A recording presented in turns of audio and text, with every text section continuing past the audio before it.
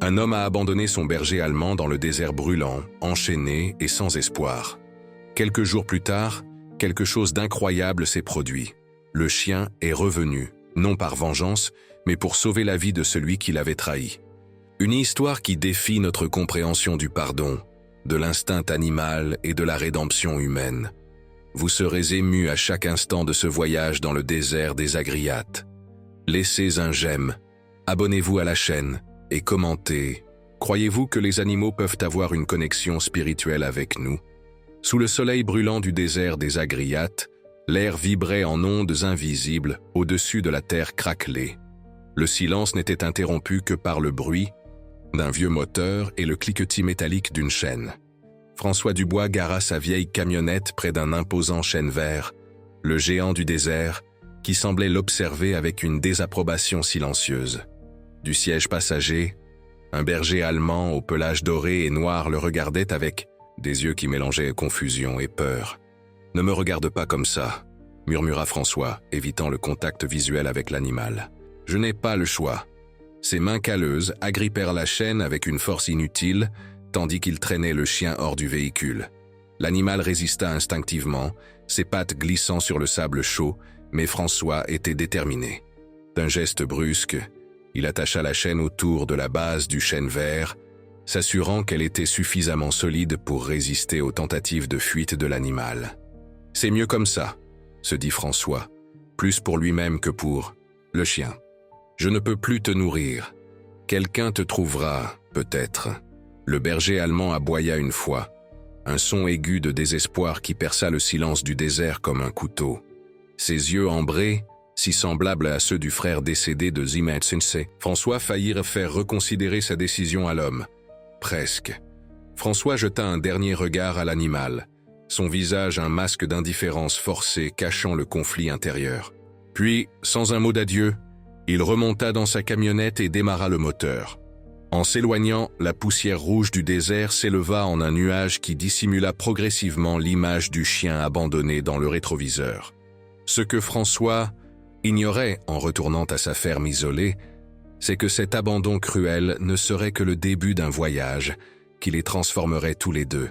Dans 2 semaines, ce même berger allemand serait à sa porte, non pour se venger, mais pour accomplir quelque chose qui défierait tout ce que François croyait sur la loyauté, la rédemption et la connexion. François Dubois n'était pas un homme qui inspirait la sympathie au premier regard. À 58 ans, chaque ride de son visage brûlé par le soleil racontait des histoires de déception et de peine accumulées au fil des décennies. Son corps maigre et tendineux portait la résistance de celui qui avait survécu à de nombreuses sécheresses et difficultés. Mais ses yeux, autrefois vifs et déterminés comme ceux du chien qu'il venait d'abandonner, étaient devenus opaques, endurcis par une existence de plus en plus solitaire. 3 caractéristiques définissaient François de manière indéniable. Un entêtement qui rivalisait avec la dureté des rochers du désert, éloignant systématiquement quiconque tentait de s'approcher. Une méfiance profonde, née de la perte de la ferme familiale, au profit d'une société sans visage qui avait promis de sauver l'entreprise familiale, et un talent naturel pour travailler avec les animaux qu'il n'avait jamais su apprécier pleinement. Sa ferme, une petite propriété de terre à la limite du Gard et de l'Ardèche, était le dernier vestige de dignité qui lui restait. La maison empisée de 2 pièces, avec sa peinture écaillée et son toit qui avait besoin de réparation, n'abritait que ses souvenirs et ses regrets. Autrefois, la propriété avait été un lieu de vie et de raison d'être, avec des chevaux, quelques têtes de bétail et des projets constants. Maintenant, avec la sécheresse implacable qui frappait la région depuis près de 2 ans, tout semblait se dessécher en même temps que la terre. Le berger allemand, que François venait d'abandonner, était arrivé 6 mois plus tôt, amené par l'avocat de son frère cadet, Michel. « Il voulait que tu gardes Rex », avait expliqué l'avocat, remettant la laisse de l'animal réticent à François après les funérailles de Michel. « C'est dans le testament. Il disait que vous vous ressemblez tous les deux, trop têtus pour votre propre bien. » François avait accepté le chien uniquement parce qu'il n'avait pas trouvé d'excuse assez rapide. Maintenant, en retournant à la ferme vide, il essayait de réprimer la pensée qu'il avait trahi non seulement l'animal, mais la dernière volonté de son frère. La sécheresse qui ravageait le désert des Agriates était différente de tout ce que les habitants locaux avaient connu. Les plantes mouraient, les animaux disparaissaient et les puits se tarissaient les uns après les autres. Le petit puits de François, qui avait toujours été fiable même dans les pires moments, ne produisait plus qu'un filet d'eau boueuse. Chaque goutte était trop précieuse pour être gaspillée avec un chien, s'était-il convaincu. Chaque repas était trop cher à partager. Il était plus miséricordieux d'abandonner l'animal là où d'autres voyageurs pourraient se le trouver que de le laisser mourir lentement, de faim à la ferme. Du moins, c'est ce que François se répétait en entrant dans sa propriété. Se garantissant sous l'ombre rachitique d'un arbre desséché, François ne remarqua pas les nuages noirs qui s'accumulaient à l'horizon lointain. Le destin, comme François allait bientôt le découvrir, avait un sens de l'ironie cruelle. 3 jours après avoir abandonné Rex dans le désert, une tempête de sable sans précédent frappa la région. Un monstre furieux né de la terre desséchée et de vents implacables. François vérifiait le toit de sa grange lorsque le mur de poussière apparut à l'horizon, avançant comme une vague brun rougeâtre dévorant tout sur son passage. Il n'y eut pas le temps de se préparer correctement. La tempête engloutit la ferme avec une fureur primitive, transformant le jour en nuit, remplissant chaque fissure de sable fin qui s'infiltrait comme de l'eau. François courut vers la maison, mais un fracas métallique attira son attention. Le toit de la grange était en train de céder. Sur une impulsion, il retourna essayer de sauver le peu qui restait de ses moyens de subsistance. Ce fut une erreur fatale. Une poutre se détacha, frappant sa jambe avec une force suffisante pour le projeter contre le mur. La douleur fut instantanée. Une explosion blanche d'agonie qui faillit lui faire perdre connaissance. Se traînant sur les derniers mètres, François réussit à atteindre la maison principale, laissant une traînée rouge dans le sable qui était rapidement recouverte par la tempête incessante. Les heures suivantes passèrent dans un flou de douleur et de semi-conscience. Lorsque la tempête se calma enfin, François se retrouva piégé dans sa propre maison. Sa jambe droite était enflée et déformée, clairement cassée, et une coupure profonde pulsait avec la promesse d'infection. Pour aggraver la situation, le téléphone était muet. Les lignes avaient été coupées par la tempête. L'ironie n'échappa pas à François. Lui, qui avait toujours rejeté l'aide et les connexions humaines, était maintenant complètement dépendant de quelqu'un qui remarquerait son absence et viendrait vérifier. Allongé sur son canapé poussiéreux, avec des provisions et de l'eau à portée minimale de ses bras, il affronta sa première véritable épreuve. Survivre seul alors qu'il avait toujours éloigné quiconque aurait pu se soucier de lui. Pendant ce temps, à des kilomètres de là, dans le silence oppressant du désert post-tempête, un berger allemand luttait contre ses propres épreuves.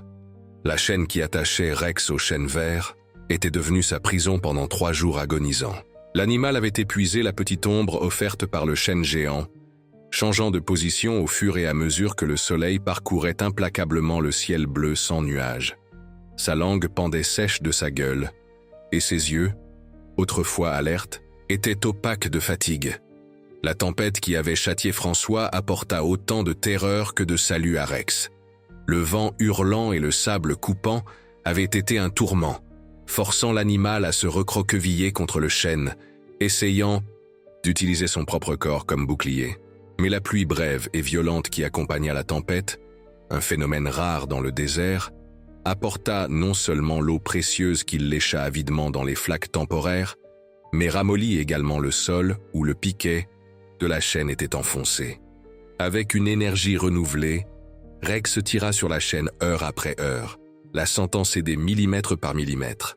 Au 4e jour après son abandon, avec une dernière poussée désespérée de force née de l'instinct de survie, le piquet céda enfin. Rex était libre, bien qu'il traînât encore un morceau de chaîne qui tintait comme une cloche sombre à chaque pas. Dans le petit village de Saint-Michel, à environ 40 km de la ferme de François, la communauté locale commençait à ressentir les effets de la tempête. La population, majoritairement d'origine paysanne, était déjà réunie dans la petite salle communale pour évaluer les dégâts lorsque Hélène Moreau, propriétaire du seul commerce d'alimentation générale des environs, souleva une question que personne n'avait envisagée. Quelqu'un a-t-il vu François Dubois depuis la tempête? Il devait venir chercher ses commandes hier. La question fut accueillie par des regards indifférents et quelques grognements de dédain. François n'était pas une figure populaire dans la communauté, s'étant isolé de plus en plus ces dernières années. Sa réputation d'homme amer et maussade le précédait. Pourquoi se soucier de lui?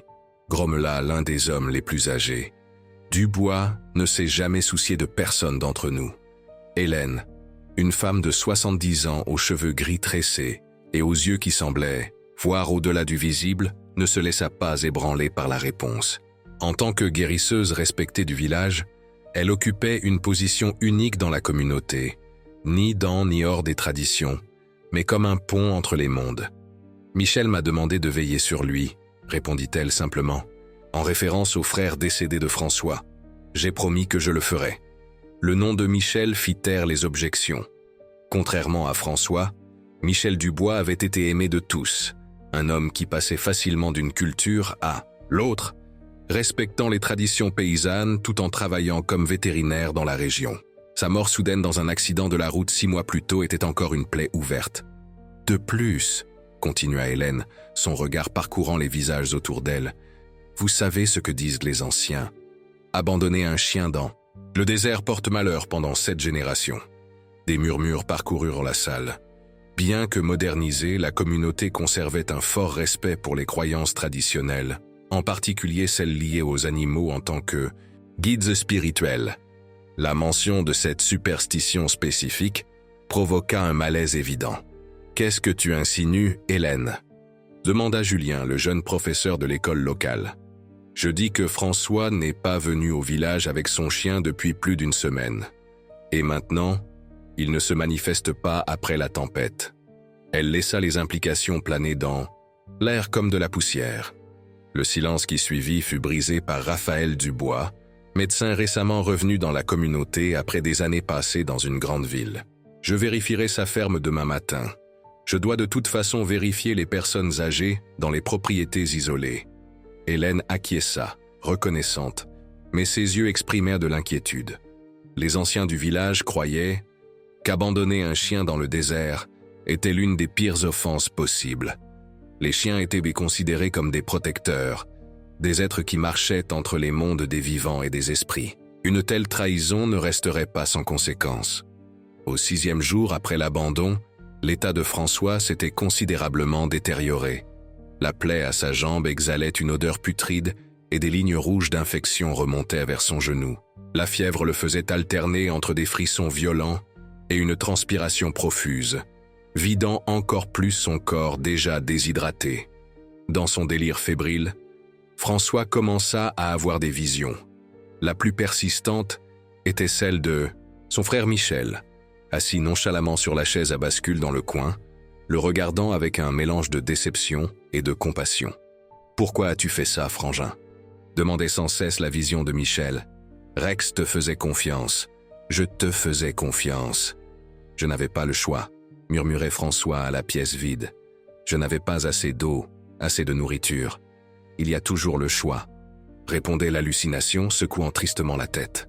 « Tu as choisi d'être seul si longtemps que tu as oublié comment demander de l'aide. » Cette vision récurrente marqua le début de la transformation intérieure de François. Entre des moments de lucidité, il commença à affronter non seulement la décision d'abandonner Rex, mais tous les choix qu'il avait isolés au fil des années. La solitude qu'il avait cultivée comme protection était maintenant sa plus grande menace. Personne ne viendrait le chercher, personne ne le regretterait. Pendant que François luttait contre ses démons intérieurs et extérieurs, Rex continuait son extraordinaire voyage à travers le désert. Guidé par des instincts qui défiaient toute explication rationnelle, le berger allemand suivait une route qui semblait aléatoire à tout observateur, mais qui traçait en réalité un chemin entre les rares poches d'eau et d'ombre. Au 10e jour après avoir été abandonné, Rex trouva plus que de l'eau. Une équipe de défenseurs de l'environnement, surveillant les effets de la sécheresse sur les habitats naturels, aperçut le berger allemand titubant à travers un ravin. Son corps maigre reflétait la dureté de la survie, mais ses yeux brillaient, encore d'une détermination de fer. « Regarde là-bas », fit remarquer Gabrielle Dubois, la chef de l'équipe, en levant ses jumelles. Un berger allemand. Il a l'air domestique. Il traîne encore un morceau de chaîne. Son collègue David Moreau fronça les sourcils, ajustant son chapeau pour se protéger du soleil implacable. Dans cette partie du désert, il a dû être abandonné. Essayons de l'attraper. L'équipe s'approcha prudemment, offrant de l'eau et de la nourriture comme appât. Rex hésita, partagé entre un besoin désespéré et une méfiance nouvellement acquise. Finalement, la faim l'emporta. Il s'approcha suffisamment pour boire l'eau offerte et dévorer les portions de viande séchée, mais lorsque David tenta de saisir son collier, l'animal recula et s'enfuit, avec une vitesse surprenante pour son état d'ébriété. « Attends !» cria Gabrielle. Mais le chien était déjà hors de portée, courant vers le nord avec une détermination renouvelée. Étrange. On dirait qu'il avait une destination précise. David examina les traces laissées dans le sable, remarquant le motif des empreintes de l'animal. Tu sais ce qui est encore plus étrange. Il se dirige précisément vers la zone de la ferme Dubois. Dubois, le vieux grincheux? Questionna Gabrielle, surprise. Pourquoi un chien abandonné reviendrait-il? Là-bas? David prit son carnet de terrain, le feuilletant jusqu'à trouver quelques notes. Je ne sais pas, mais je suis presque sûr de reconnaître ces marques sur le collier. Le vétérinaire local, celui qui est mort il y a quelques mois. Michel Dubois avait l'habitude de mettre ce type d'identification sur les animaux qu'il soignait. La révélation plana entre eux comme les vagues de chaleur visibles à l'horizon. Tu penses que François Dubois a abandonné le chien de son propre frère dans le désert? Demanda Gabrielle, sa voix un mélange d'incrédulité et d'indignation. Je pense que nous devrions signaler ça quand nous retournerons à la station, répondit sombrement David. Et peut-être vérifier la ferme sur le chemin du retour. Quelque chose ne tourne pas rond. À la ferme de François, la situation devenait de plus en plus désespérée. Son eau était épuisée la veille, et les quelques aliments à sa portée diminuaient rapidement. Dans un moment de lucidité douloureuse, il réalisa qu'il mourait là, seul, comme il avait vécu. Comme si l'univers voulait souligner sa vulnérabilité. Un chacal maigre trouva son chemin à l'intérieur de la maison, à travers une fenêtre brisée par la tempête. François, incapable de bouger pour le chasser, observa impuissant l'animal rusé voler son dernier paquet de viande séchée. Un coup du sort cruel qui rendait sa situation encore plus désespérée. Dans un dernier effort pour trouver quelque chose de comestible, François se traîna douloureusement jusqu'au petit coffre à côté de son lit, où il rangeait quelques objets personnels. Parmi plusieurs objets sans importance, ses doigts trouvèrent un cadre en bois qu'il n'avait pas vu depuis des mois. Le tirant, il se retrouva face à une photographie décolorée. Michel souriant largement, avec un chiot berger allemand dans ses bras. « Rex, pardon », murmura-t-il à l'image, une larme solitaire traçant un chemin propre sur son visage couvert de poussière. « Michel, Rex, pardonnez-moi. » Au 13e jour, alors que le village de Saint-Michel débattait de l'opportunité d'organiser ou non une recherche officielle pour François, Hélène Moreau prit une décision qui défiait l'opinion majoritaire. Contre l'avis des anciens du village, qui considéraient le sort de François comme une conséquence naturelle de ses propres choix et d'une possible transgression contre un animal guide, la guérisseuse prépara un sac avec des herbes médicinales, traditionnelles, de l'eau et de la nourriture. Il a brisé l'harmonie, avertit Raymond, l'un des anciens les plus respectés. Intervenir pourrait aussi t'apporter du déséquilibre. Hélène sourit simplement, les rides de son visage formant une carte de sagesse acquise au fil de décennies de défis. Harmonie ne signifie pas abandonner les plus en difficulté, Raymond. Cela signifie restaurer l'équilibre là où il y a déséquilibre. Montée dans sa vieille camionnette, Hélène parcourut les 40 kilomètres jusqu'à la ferme de François, le véhicule cahotant sur les tronçons endommagés par la tempête. Son cœur se serra lorsqu'elle aperçut enfin la propriété. De la maison principale, normalement bien entretenue malgré sa modestie, aucune fumée ne sortait. Aucun mouvement n'était visible. Le silence qui enveloppait l'endroit avait un poids presque tangible. S'approchant prudemment de la porte d'entrée, Hélène appela le nom de François à plusieurs reprises sans obtenir de réponse. Finalement, rassemblant son courage, elle poussa la porte entr'ouverte. L'odeur qui la frappa était sans équivoque pour quelqu'un avec son expérience. Maladie, infection et la proximité de la mort. Elle trouva François inconscient sur le sol du salon, son corps fébrile tordu, dans une position qui parlait d'une douleur extrême. Sa jambe infectée avait enflé jusqu'à presque le double de sa taille normale, la peau tendue et brillante avec des tons violets et rouges, alarmants. Sans perdre de temps, Hélène commença les rituels traditionnels de guérison qu'elle avait pratiqués toute sa vie. Tout d'abord, elle purifia l'espace en brûlant des herbes sacrées, sauges blanches et fenouils sauvages récoltés dans les montagnes voisines. Puis, elle prépara des cataplasmes de plantes médicinales du désert connues pour leurs propriétés antibiotiques et anti-inflammatoires, le jus amer du cactus baril mélangé aux feuilles de jojoba macérées. Pendant qu'elle travaillait, elle chantait doucement les chants anciens, demandant l'aide des esprits guérisseurs. Les pratiques ancestrales de son peuple, affinées par des millénaires de vie dans le désert, faisaient souvent la différence entre la vie et la mort dans cet environnement hostile. Heure après heure, Hélène alternait entre nettoyer la plaie, appliquer les médecines traditionnelles et essayer de faire boire à François de la tisane pour combattre la fièvre. La nuit tomba sur le désert, apportant le froid mordant qui contrastait dramatiquement avec la chaleur du jour. Hélène resta vigilante, alimentant un petit feu et surveillant les signes vitaux de François. C'est peu avant l'aube du 14e jour que le miracle se produisit. Un bruit à la porte de derrière alerta Hélène, qui instinctivement attrapa le vieux fusil de chasse que François gardait près du canapé. Les prédateurs du désert, tant à quatre qu'à deux pattes, étaient une menace constante pour les propriétés isolées. Au lieu d'un danger cependant, ce qui entra fut un berger allemand squelettique, sa fourrure autrefois lustrée maintenant opaque et emmêlée. La chaîne brisée pendait toujours de son collier, traînant sur le plancher de bois avec un son métallique qui réveilla François de sa stupeur fébrile. « Rex » murmura-t-il, sa voix presque méconnaissable. Mais ce n'était pas seulement le retour improbable de l'animal qui fit haleter Hélène de stupeur. Dans la gueule du chien se trouvait une petite sacoche imperméable, de celles utilisées par les aventuriers pour protéger leur équipement électronique. Avec une douceur délibérée, Rex déposa l'objet à côté de François avant de s'effondrer d'épuisement. Les mains tremblantes, Hélène ouvrit la sacoche pour y trouver une radio émettrice-réceptrice compacte, encore fonctionnelle. L'objet était clairement tombé du sac à dos de l'un des défenseurs de l'environnement qui avait tenté de sauver Rex quelques jours plus tôt. L'animal, suivant un instinct qui défiait toute explication rationnelle, non seulement retrouva son chemin vers l'homme qui l'avait trahi, mais rapporta avec lui le seul objet qui pouvait les sauver tous les deux. « Baninankam », murmura Hélène, utilisant l'expression paysanne pour âme guide, un animal qui marche avec un but spirituel entre les mondes.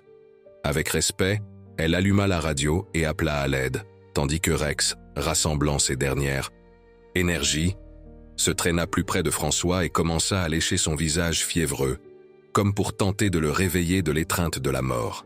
Les 2 mois suivants marquèrent le début d'une transformation profonde, non seulement pour François et Rex, mais pour tout le village de Saint-Michel. Se rétablissant lentement dans la petite clinique du village, François découvrit que le monde extérieur avait changé pendant son isolement auto-imposé. La société Agriats Développement, celle-là même qui avait racheté la ferme de sa famille des années plus tôt sous de fausses promesses, acquérait maintenant systématiquement toutes les propriétés de la région. L'objectif était clair, un méga-projet de complexe hôtelier de luxe dans le désert, vendant l'authenticité de la vie dans le sud de la France à des touristes fortunés, tout en déplaçant les communautés qui avaient habité ces terres depuis des générations. La propriété de François, petite et apparemment insignifiante, était l'une des rares qui restait hors du contrôle de la société. Ce fait transforma le fermier réticent en quelque chose qu'il n'avait jamais imaginé être, un symbole de résistance. « Je ne comprends pas pourquoi vous ne vendez pas tout de suite », fit remarquer une infirmière en changeant les pansements de sa jambe, qui retrouvait lentement une apparence normale grâce à la combinaison d'antibiotiques modernes et des cataplasmes traditionnels qu'Hélène insistait à continuer d'appliquer. « Ils offrent une fortune pour ces terres sèches. » François ne répondit pas immédiatement. Son regard se détourna vers la fenêtre où Rex se reposait à l'ombre d'un arbre. Le berger allemand s'était rétabli plus rapidement que son maître, grâce aux soins intensifs du docteur Raphaël Dubois, qui voyait dans l'animal une opportunité de pratiquer à la fois ses compétences médicales et son engagement envers la communauté. « Certaines choses n'ont pas de prix », répondit finalement François, surpris de ses propres mots. Le docteur Dubois devint une présence constante pendant la convalescence de François. Le médecin, qui avait abandonné une carrière prometteuse à Marseille pour retourner dans son village natal, partageait avec François plus que des conversations sur la santé. Peu à peu, il révéla sa propre motivation pour revenir, préserver le mode de vie traditionnel de la région, de plus en plus menacé par l'expansion urbaine et commerciale. « Vous savez ce qui est ironique ?» fit remarquer Raphaël lors d'une de ses visites. « J'ai étudié la médecine occidentale pendant des années, mais j'apprends plus sur la vraie guérison avec Hélène et ses herbes que dans toute la faculté.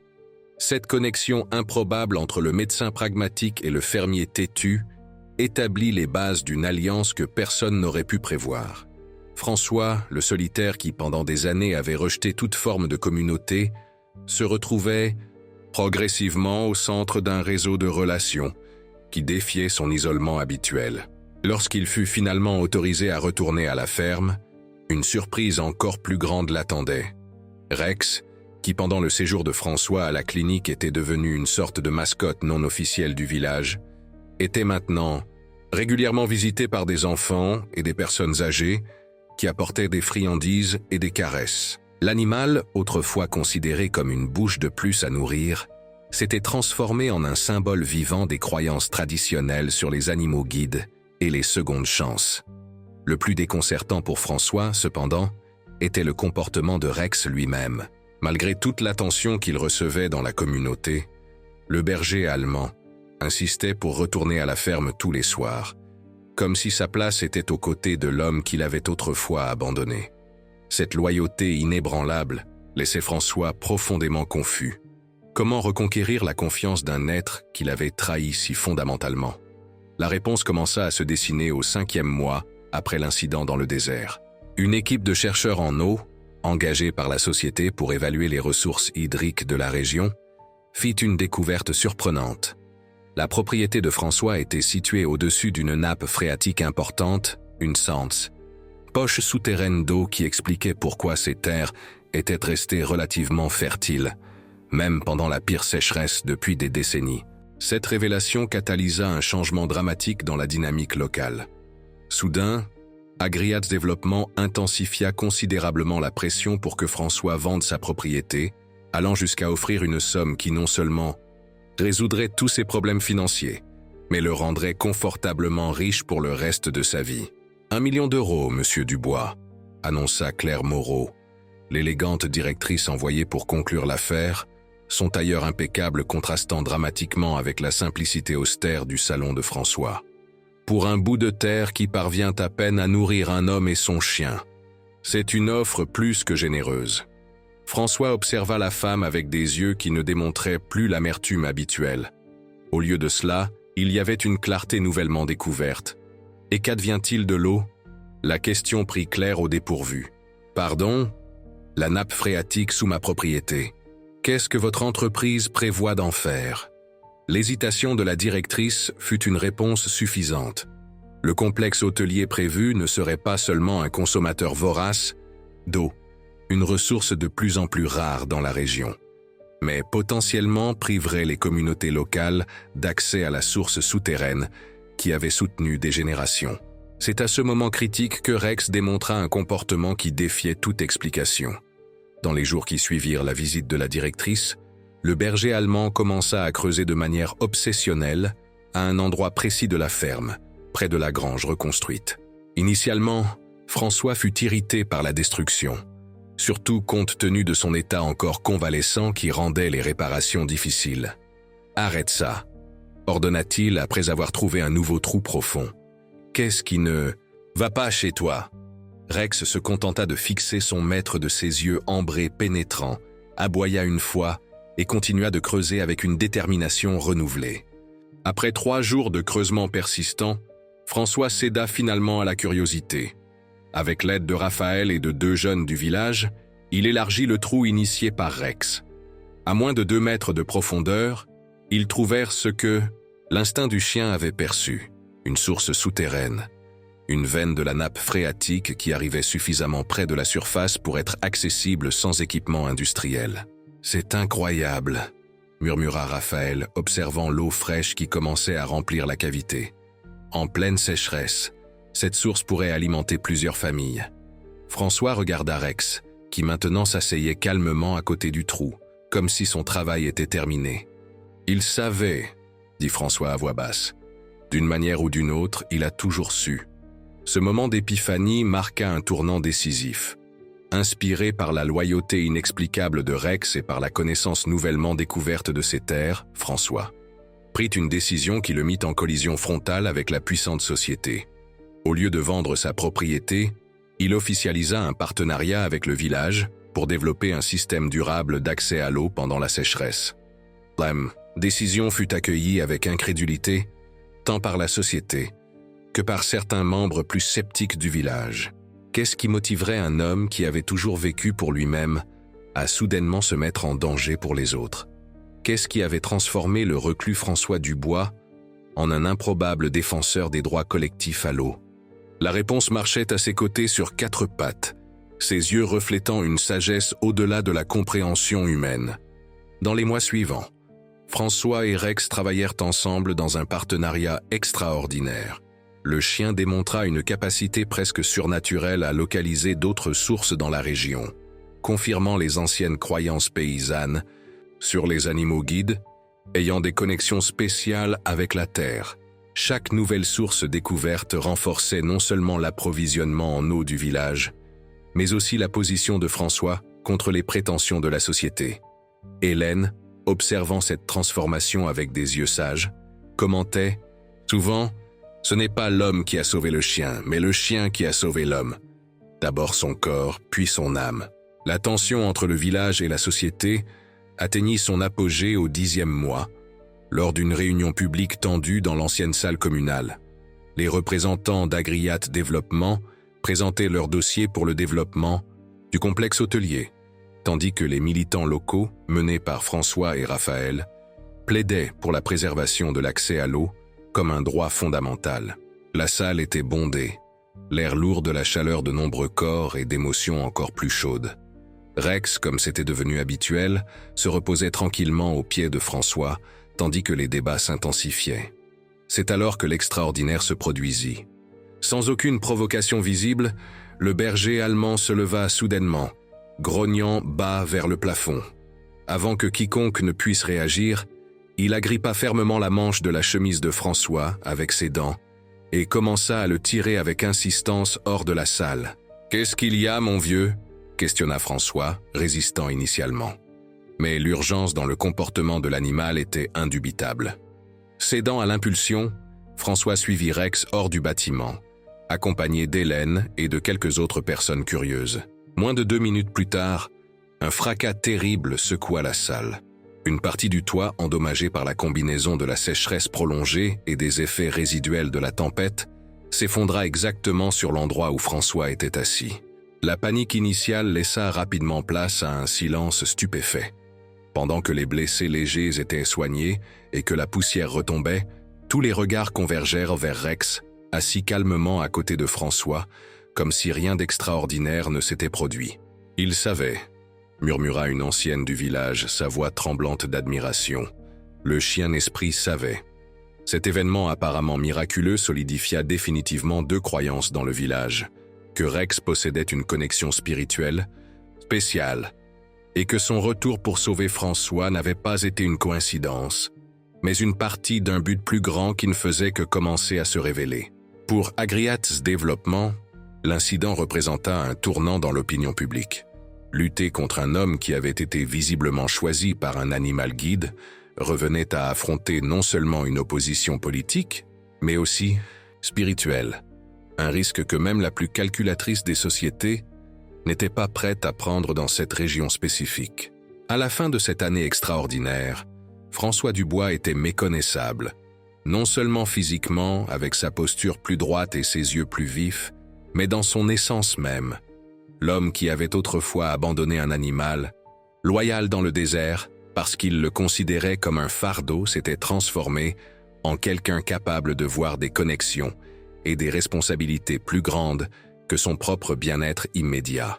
Utilisant une combinaison de l'argent de l'indemnisation offerte par la société, qui accepta finalement de modifier ses plans pour préserver la nappe phréatique, et de dons d'organisations environnementales attirées par l'histoire extraordinaire, de Rex François établit une fondation dédiée à la protection des eaux souterraines du désert. L'initiative combinait le savoir traditionnel paysan sur la localisation des sources avec des techniques modernes de conservation, créant un modèle de gestion durable qui gagna rapidement une reconnaissance régionale. Rex, naturellement, devint non seulement le compagnon inséparable de François, mais un symbole vivant de la résistance locale et de la connexion profonde entre les humains, les animaux et la terre sacrée du désert des Agriates. Les enfants de l'école locale créèrent des dessins du chien trouveur d'eau, et son image apparut sur des supports éducatifs sur la conservation distribués dans toute la région. L'histoire atteignit son apogée symbolique lors de l'inauguration du premier puits communautaire, un projet qui fournirait de l'eau propre à des dizaines de familles pendant les périodes de sécheresse de plus en plus fréquentes. Devant le village réuni, François fit quelque chose que personne n'aurait jamais attendu de l'ancien fermier orgueilleux et têtu. Il remercia publiquement Rex. « Ce chien, dit François, la voix brisée par l'émotion en caressant la tête du berger allemand maintenant rétabli et en pleine santé, m'a appris ce que mon frère a essayé de me montrer pendant des années, que personne ne survit seul dans le désert, que la vraie force est de reconnaître notre interdépendance, pas de nier notre vulnérabilité. » Marquant une pause pour reprendre ses esprits, il continua. « J'ai abandonné Rex quand j'ai cru que je ne pourrais pas le nourrir. Je pensais que c'était un acte de miséricorde, mais c'était de la lâcheté. Et pourtant, quand j'en avais le plus besoin, il n'est pas seulement revenu, il m'a sauvé. Il a apporté exactement ce dont j'avais besoin quand je ne méritais rien. » Les mots de François résonnèrent profondément chez tous ceux qui témoignaient de ce moment de vulnérabilité publique. Une leçon sur les secondes chances qui transcendaient les particularités de son histoire individuelle pour toucher une vérité universelle sur la rédemption et la connexion.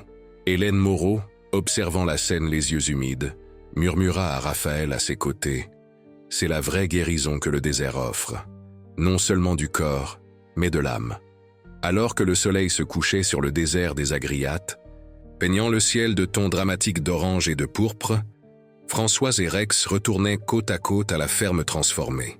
La propriété, autrefois symbole d'isolement et de déclin, vibrait maintenant d'une nouvelle vie et d'un nouveau but. Là où il n'y avait auparavant que terre desséchée et espoir déclinant, poussaient maintenant des jardins de plantes indigènes, résistantes à la sécheresse, et un centre communautaire de recherche sur les eaux souterraines. Le partenariat improbable entre un homme brisé et l'animal qu'il avait trahi était devenu la fondation de quelque chose de plus grand qu'eux deux, un exemple vivant de la façon dont les secondes chances, lorsqu'elles sont véritablement embrassées, peuvent transformer non seulement des vies individuelles, mais des communautés entières. Et chaque soir, lorsque les étoiles brillaient avec une clarté cristalline au-dessus du désert, François regardait Rex allongé au pied de son lit et murmurait les mêmes mots. « Merci de m'avoir trouvé quand j'étais perdu. »